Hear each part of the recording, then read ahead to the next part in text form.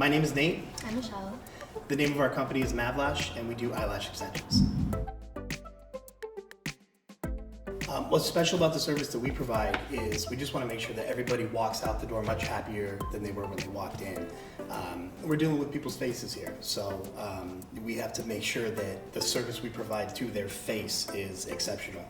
Otherwise, they're not going to be very happy with us. And a happy client is a returning client, and as long as they're happy, we're happy. Our secret to success is belief. It's something that was instilled in me in a previous business that I had, and just doing the things that we know that we need to do to get to where we want to go. I feel like a lot of business owners and people that are getting started, they spend a lot of time researching, learning, and they forget to go out there and apply all the things they researched and learned. So, you know, you could spend all day on the internet looking at this stuff, but if you're not getting out there and actually doing it, like I said before, we started in our laundry room. We didn't have anywhere to do eyelashes, so we did them in our laundry room. We had employees coming in and out of there.